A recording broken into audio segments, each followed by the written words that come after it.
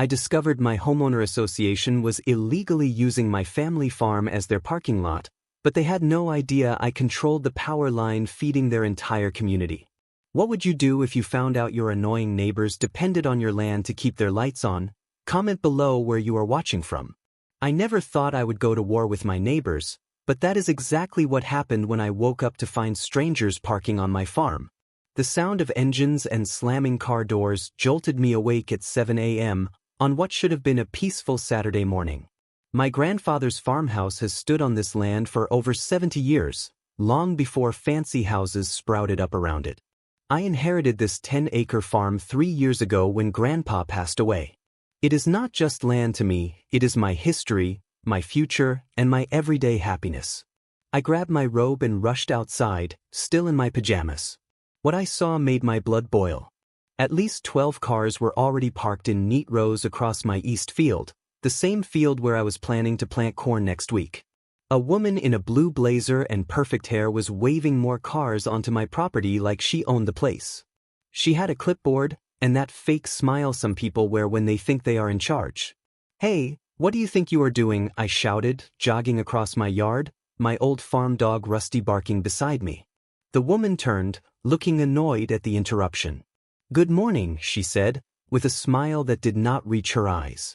"I am Margaret Wilson, president of the Evergreen Meadows Homeowner Association." "I do not care if you are the president of the United States," I said, trying to keep my voice steady. "This is private property, my property, and you are trespassing." Margaret tilted her head like I was a child who did not understand basic facts. "Oh, you must be confused. This area was designated as community overflow parking in our homeowner association bylaws." She glanced at her clipboard. "Are you the Davis who lives in the old farmhouse? We have been trying to contact you about joining our association." Not confused at all. "I have never signed any homeowner association agreement," I replied, pulling out my phone to show her my property deed. "This land has been in my family for generations. We are not part of your development." Margaret's perfect smile wavered. "Well, this has been designated community parking for years. The previous board must have had an arrangement with your grandfather." "My grandfather would never allow this," I said firmly. "He taught me to value every inch of this soil." Other neighbors were gathering now, watching us argue. Some looked embarrassed, others annoyed at the holdup. One man in golf clothes called out, "Hurry up, we will be late for the tournament." Then I noticed something that made me forget about the parking situation entirely. A large truck was backing up toward my back field, straight toward the tomato plants I had spent weeks nurturing. "Stop that truck right now," I shouted, breaking into a run. "You are destroying my crops." The driver, seeing me running and waving, hit the brakes just inches from my carefully tended rows. He rolled down his window. "Lady at the entrance told me to park big vehicles back here." I whirled around to find Margaret right behind me, her face flushed with anger. "Mr. Davis, you are making a scene. We have a community golf tournament today, and this is the designated overflow area." "Says who?" I demanded. "Show me one document with my signature on it." "Our community bylaws clearly state." "I am not part of your community," I interrupted, "and you have exactly 1 hour to get these vehicles off my property before I call the sheriff and have them all towed at the owner's expense." Margaret's eyes narrowed. "You would not dare." I pulled out my phone. "Try me." She grabbed my wrist, listened to me carefully. "Evergreen Meadows is home to the mayor, 2 city council members, and Judge Reynolds. Who do you think the sheriff will side with? A bunch of respected community leaders or one stubborn farmer?" I jerked my arm away. "Take your hands off me. This is assault now on top of trespassing." A few neighbors had wandered close enough to hear our argument. An older gentleman stepped forward. "Margaret, maybe we should just move the cars if this is really his property." "It is homeowner association property now," Margaret snapped, "and you can all thank Mr. Davis here when you are late for tea time." As if on cue, a shiny black SUV pulled up, and a stern-looking man in an expensive suit stepped out. He walked straight to Margaret, completely ignoring me. "Is there a problem?" he asked. Margaret smiled, suddenly looking relieved. "Perfect timing, Jeffrey. Our friend here seems confused about the parking arrangement." Jeffrey turned to me, extending his hand. "Jeffrey Williams, homeowner association attorney, and you are the legal owner of the property you are all trespassing on," I replied, not taking his hand. His smile did not falter. I understand your confusion. The easement agreement that allows for community parking on this portion of land was established years ago. I have copies back at my office. An easement I never signed, I insisted. Show me the paperwork right now. We can discuss this civilly, Jeffrey said smoothly, perhaps over coffee. There is no need for threats. I looked around at my invaded farm, cars on my growing fields, entitled people staring at me like I was the problem. Something in me snapped. You have 1 hour, I repeated, then I am calling the sheriff, the local news, and every towing company in the county. I turned and walked back to my house, ignoring Margaret's threats behind me. Inside, my hands were shaking so badly I could barely dial my phone. County Records Office, a friendly voice answered. This is Alex Davis at the old Miller farm outside Evergreen Meadows. I need to check if there are any easements or agreements attached to my property. It is urgent. We close at noon today, the voice replied. Can you come right now? I glanced at my watch, 9:15 a.m. I will be there in 20 minutes. As I grabbed my keys, I looked out the window. Instead of moving cars, more were arriving. Margaret was directing a pickup truck to park right up against my tomato plants. I saw her look toward my house with a smirk on her face. This was not just about parking anymore, this was war. The county records office was quiet on Saturday morning, with only 2 employees working the weekend shift. The older gentleman at the desk looked up as I burst through the doors. I am Alex Davis. I called about property records for the Miller farm. He nodded, holding out his hand. Frank Jenkins, been working here 30 years. I knew your grandfather. This caught me by surprise. You did. Old man Miller was quite a character, Frank said with a smile, smart as a whip, especially when it came to protecting what was his. Frank led me to a small research room filled with filing cabinets and computers. Your property has an interesting history. The developers who built Evergreen Meadows tried to buy your grandfather's land for years. He always refused to sell. I said proudly that he did. Frank agreed, drove them crazy. They even tried to have the land condemned at one point, claiming it was a public nuisance. My stomach tightened. That sounds familiar. Frank pulled several thick folders from a cabinet. Let us see what we have got here. Property deeds, tax records, building permits. He spread the documents on the table, putting on reading glasses. After 20 minutes of searching, Frank sat back. Just as I thought, there is no easement for parking or public access on your property, not a single document showing your grandfather ever agreed to let the homeowner association use his land. Relief washed over me, so they are definitely trespassing. Without a doubt, Frank confirmed, but there is something interesting here. He pulled out a yellow document. Your grandfather granted the power company an easement 30 years ago to run electrical infrastructure through the north corner of your property. I leaned forward. What does that mean exactly? Frank showed me a faded map. According to this, the main transformer supplying power to Evergreen Meadows is located on your land. Your grandfather negotiated this when the development was first built. The power company pays you $500 annually for access. I stared at him. Are you saying what I think you are saying? Frank's eyes twinkled. The homeowner association community's electricity runs through your property. Legally, you control access to that transformer. Can they move it? I asked. Not easily, Frank replied. It would cost hundreds of thousands of dollars and require county approval, new permits, and probably a long service interruption, plus your permission to terminate the current easement. My mind was racing. What about those payments? I have never received any money from the power company. Frank typed something into his computer. Payments have been going to a trust account in your grandfather's name since his passing. They have been accumulating. You should contact Pinewood Electric about updating the payment information. I left the records office with copies of everything, my heart pounding with a mix of anger and excitement. On the drive home, I called Pinewood Electric's emergency line. This is Alex Davis. I own the property where transformer station E245 is located. I need to speak with someone immediately about unauthorized access to this equipment. After being transferred twice, I finally reached the operations manager. Mr. Davis, I am Ron Fletcher. What seems to be the problem? Someone from Evergreen Meadows Homeowner Association is claiming rights to my property. I explained. I am concerned about unauthorized access to the transformer station.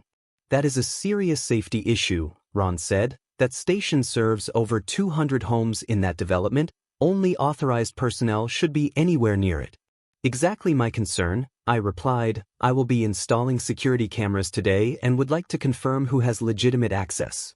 Only Pinewood Electric technicians with proper ID, Ron assured me. I can email you the maintenance schedule so you are aware when our people will be on site. Perfect. By the time I pulled into my driveway, I had a plan. To my surprise, most of the cars were gone from my field. Only 3 remained, along with deep tire tracks and crushed plants. I surveyed the damage to my tomato field, taking photos with my phone. Several plants were completely flattened, representing weeks of work and future income destroyed. Inside my house, I printed the documents from the county office and organized them in a folder. Then I found the old property surveys my grandfather had kept, showing exact boundaries and landmarks. Just as I finished, a knock came at my door. Margaret stood there with Jeffrey Williams, the homeowner association attorney. 2 other people stood behind them, a middle-aged man with a stern expression and a young woman holding a clipboard. Mr. Davis, Margaret began, her tone falsely pleasant, we have brought the parking agreement for you to sign, just a formality really. I stared at her for a long moment. No cars on my property by the end of the day, and I expect payment for the damage to my crops. Jeffrey stepped forward. That is not how this works. The Homeowner Association Board has already voted to designate this area for community use. We are simply asking for your cooperation. And if I do not cooperate? The stern-looking man spoke up. I am Robert Thompson, city councilman. This community represents significant tax revenue for our city. Surely we can reach a reasonable arrangement that benefits everyone. The young woman with the clipboard looked uncomfortable. The environmental impact study for additional parking within Evergreen Meadows would take months. This is really the only viable option for community events. I smiled, which seemed to unnerve them. I have just come from the county records office, I said, holding up my folder. There is no easement for parking on my property, never has been. Margaret waved her hand dismissively. Old paperwork can be updated. I have also discovered something interesting about your community's power supply, I continued, showing them the easement documents. The transformer serving your entire neighborhood, it is on my land. Their faces changed instantly. Margaret's smile disappeared. Jeffrey straightened his tie. The councilman took a small step backward. I am officially revoking access for non-essential maintenance until we resolve this situation, I announced. I have already spoken with Pinewood Electric about unauthorized personnel near their equipment. You cannot do that, Margaret sputtered. People have medical equipment, refrigerators.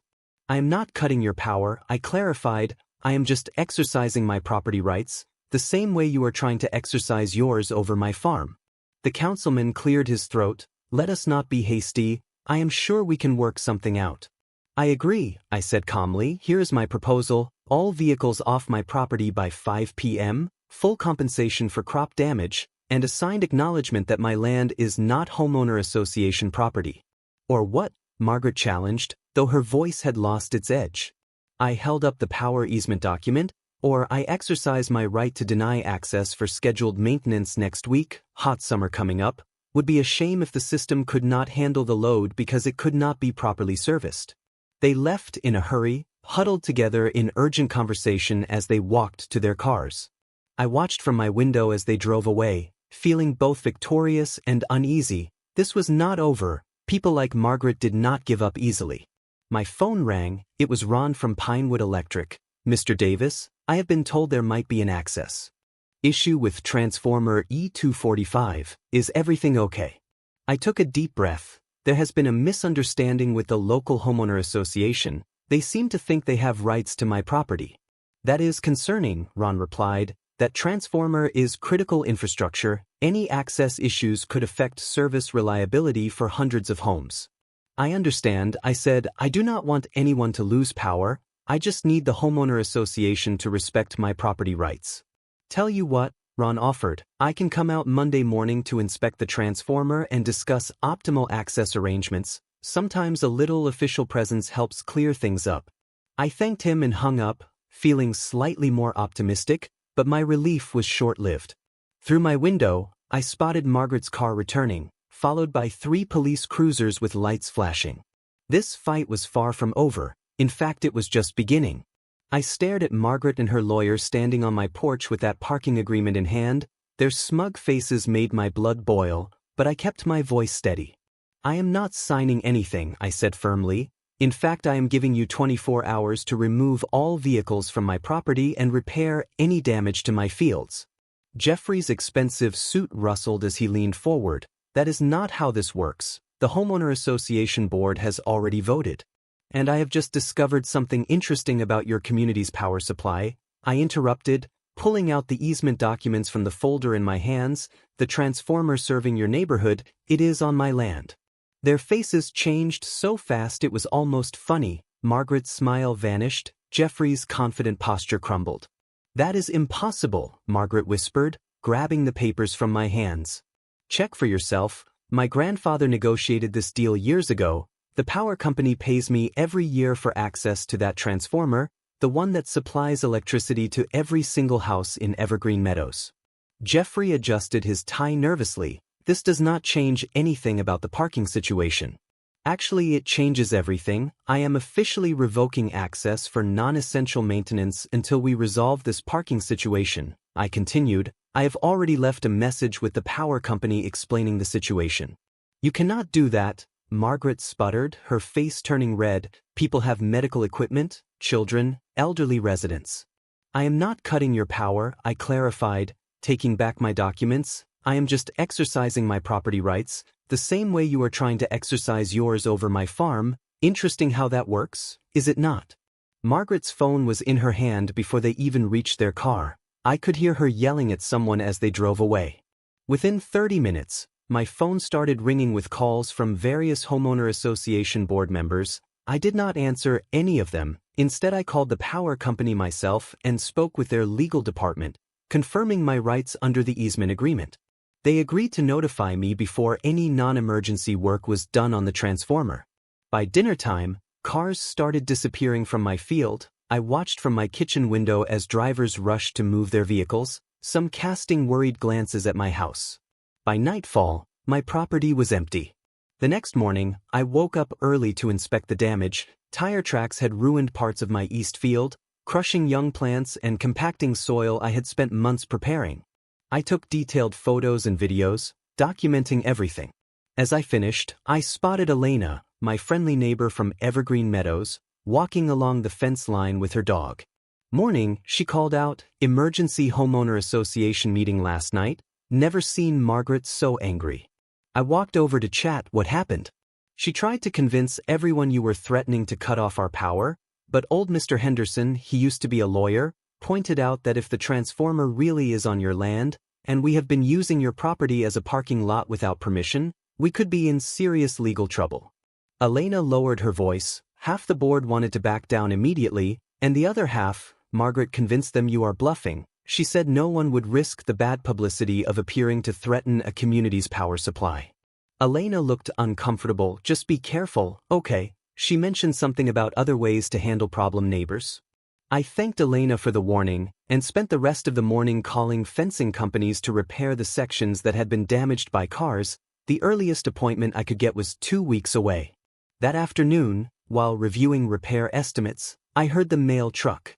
Walking out to my mailbox, I found a certified letter with the Evergreen Meadows Homeowner Association logo.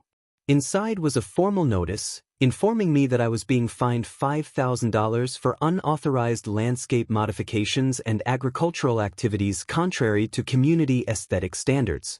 The letter also stated that I had 72 hours to remove all farming equipment visible from community roadways, and cease all commercial agricultural activities, or face additional fines of $500 per day.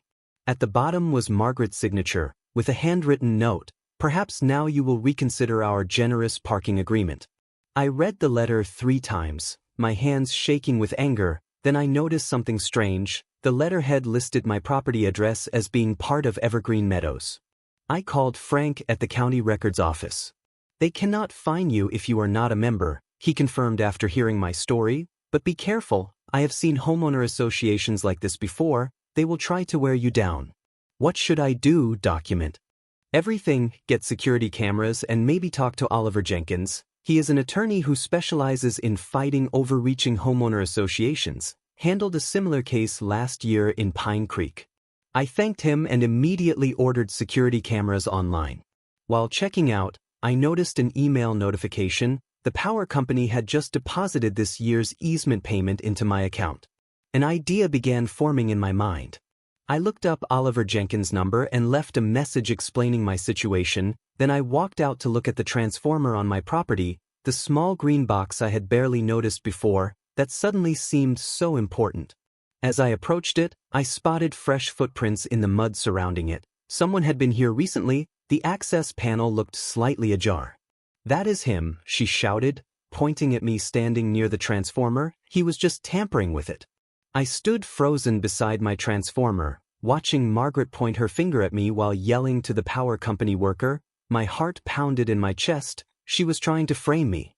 "I just got here," I said calmly to the worker. "The panel was already open. Look at the security cameras in my barn if you do not believe me." The worker, his name tag read Dave, looked confused. "Ma'am, we do not have any reports of tampering." "Check it," Margaret demanded. "He threatened to cut our power yesterday."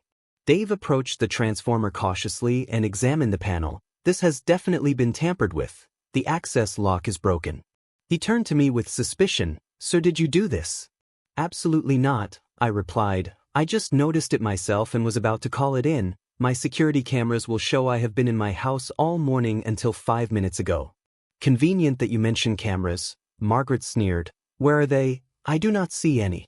"They are being installed tomorrow," I admitted. "But I had nothing to do with this. In fact," I paused, a realization hitting me. "Dave, when was the last time an official power company employee checked this transformer?" "According to our records, not for at least 3 months, Dave said, checking his tablet. I turned to Margaret. "How did you know the panel was open? You drove straight here and pointed it out." Her face flushed. I noticed it earlier when you were trespassing on my property," I finished for her, "or when someone you sent was breaking the lock." Dave looked between us, clearly uncomfortable. "I'm going to need to file a report about this." "Please do," I said, "and I would like a copy along with confirmation that no one from Evergreen Meadows has authorization to access this equipment." Margaret stormed back to her SUV without another word. Dave spent 30 minutes securing the transformer and taking photos. He gave me his card and promised to have his supervisor call me that night. Oliver Jenkins returned my call after hearing my story. He agreed to represent me. Classic homeowner association overreach, he said. They target properties they want to control, especially ones that do not fit their aesthetic vision. The good news is you have got leverage with the transformer easement. A week passed without incident. I filed formal complaints about the trespassing and tampering, installed security cameras, and began working with Oliver to draft a cease and desist letter to the homeowner association. Then, early Monday morning, my alarm system woke me at 4:30 a.m. The security app on my phone showed movement at my east fence. I rubbed my eyes in disbelief at what I was seeing. Someone was cutting through my newly repaired fence with bolt cutters. I called the sheriff immediately and rushed outside with my phone recording video. By the time I reached the fence, 3 sections had been cut open and a line of cars was already pulling into my field. "This is private property," I shouted, continuing to record. "You are trespassing." A woman in the first car rolled down her window. "We have permission from the homeowner association. Check your email if you do not believe me." One by one, each driver showed me the same email from Margaret, authorizing them to park in the community overflow lot on my property. The email claimed the dispute had been officially resolved. When Sheriff Reynolds arrived 20 minutes later, 12 cars were already parked on my land. He looked uncomfortable as I showed him the cut fence and my videos. "I am sorry, but there is not much I can do right now," he explained after speaking with several drivers. "The homeowner association has submitted documents to the county showing this area is designated community parking." "What documents? Those are forgeries," I protested, showing him my property deed on my phone. "Look." He sighed. "This is becoming a civil matter. You have got conflicting claims and paperwork. Take it up in court. I cannot just tow all these people's cars based on your word against the homeowner associations." After he left, I called Oliver, who promised to file for an emergency injunction that day, but the courts moved slowly, and meanwhile more cars kept coming. Fuming, I walked to Elena's house. She had always been straight with me. She invited me in for coffee, her face showing concern. I need to show you something, she said once we were seated at her kitchen table. She pulled out her tablet. I am on the homeowner association email list. What they are doing is not right. She opened her email and showed me a series of messages between Margaret, Jeffrey, and other board members. They discussed strategies for annexing the farm, enforcing compliance through escalating pressure. Keep scrolling, Elena said grimly. The next email contained something that made my stomach drop. A scanned document with what appeared to be my grandfather's signature on a homeowner association agreement from 15 years ago. That is fake. I whispered, my grandfather would never have signed this. I know, Elena replied. Look at the date, April 2009, your grandfather was still the owner. Yes, until he passed away 3 years ago, but that is not his signature. I have seen enough of his documents to know. Elena nodded. I thought so. Margaret's husband works at a printing company. He has access to equipment that could easily produce this. She scrolled to another email, this one from yesterday. It gets worse. They are holding an emergency board meeting tonight at Senga, special guest, Margaret's cousin who works for the power company. They are discussing options to permanently resolve the transformer issue. What does that mean? I asked, though I feared I already knew. They are planning to reroute the electricity to bypass your property entirely. Her cousin says it is expensive but doable. Once that happens, you lose leverage. I sat back, stunned by how far they were willing to go. Why are you showing me this? Will you not get in trouble? Elena sighed. I bought my house here because it backed up to your farm. I loved seeing the open fields, the crops, not another cookie-cutter house. They have been trying to force out anything that does not fit their perfect community vision for years. My phone buzzed with a text from Oliver. Judge Henderson granted our emergency hearing tomorrow, 9 a.m. Bring all documentation. I showed Elena the message. Will you testify about these emails if needed? She hesitated only briefly before nodding. Yes, this has gone too far. As I walked home, I noticed a power company truck parked near my property line. Margaret's cousin was already getting to work. I had less than 24 hours to stop them.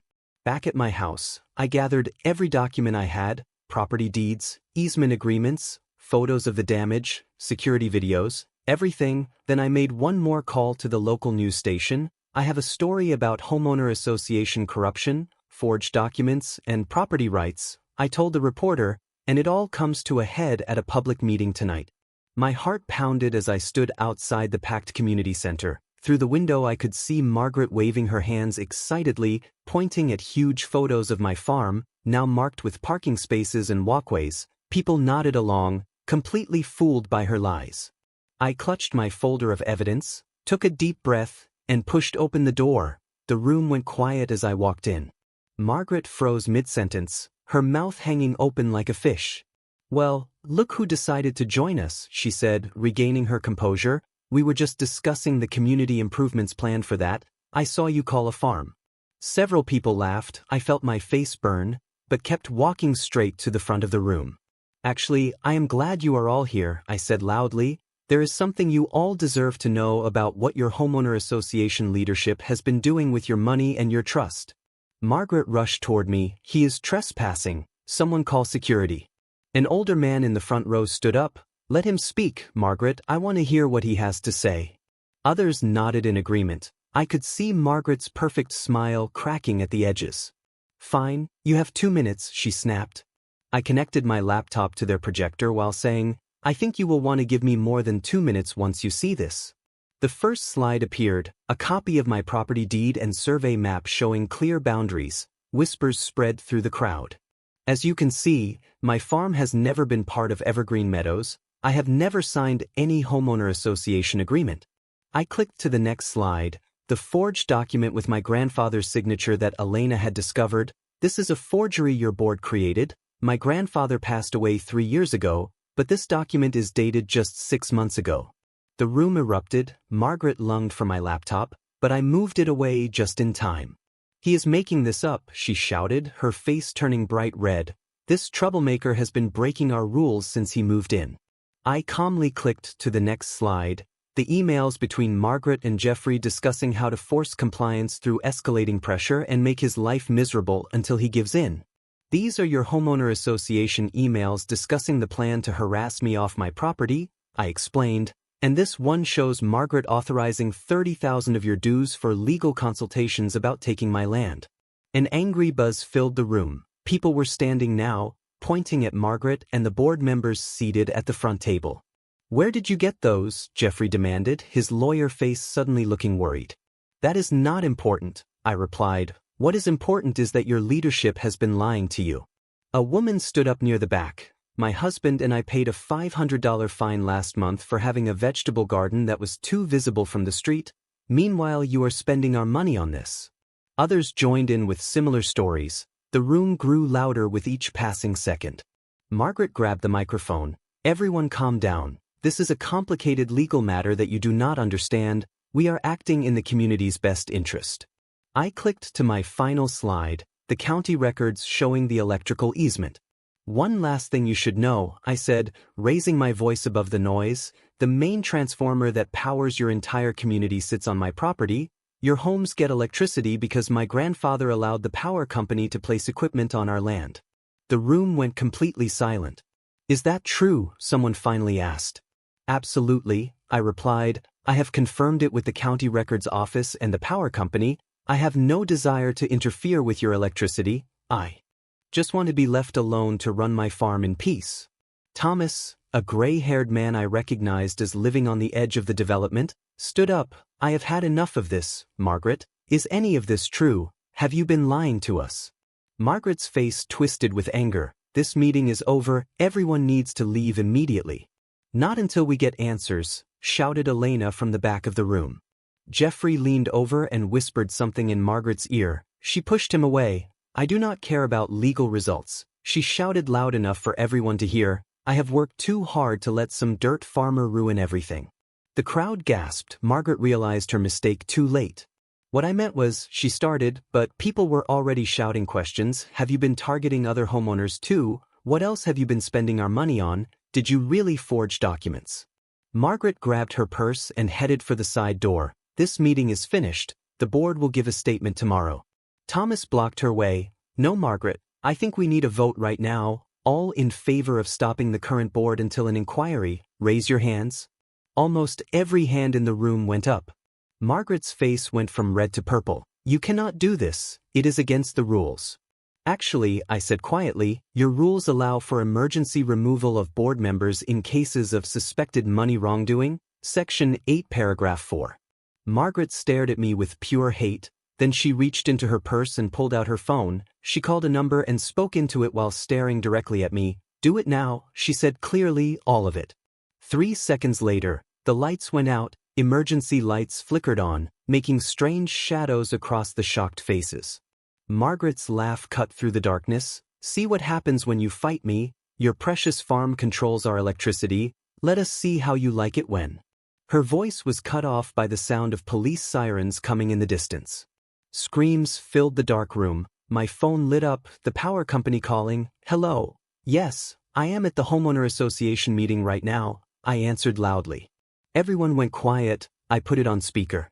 Mr. Davis, we caught someone messing with your transformer, a woman in a blazer. Our cameras got everything. Police are on their way. Margaret's face turned white as a ghost. He is lying, she shouted, but residents were already surrounding her, phones recording. You tried to cut the power yourself to blame me, I asked, shocked at how far she had gone. The doors opened as police officers came in with flashlights. Jeffrey tried sneaking out the back but ran straight into Officer Reynolds. The local news vans came outside. Elena had called them earlier just in case. 2 weeks later, I watched Margaret and Jeffrey on TV being charged with fake-making, illegal entry, and attempted damage. My farm was now famous locally as the Homeowner Association Battlers Victory Garden. The new Homeowner Association president, Thomas, met me at my fence line. We voted to help rebuild your broken crops. Maybe we could work together instead of against each other. I smiled, shaking his hand. I would like that. Sometimes good neighbors just need good fences and clear limits.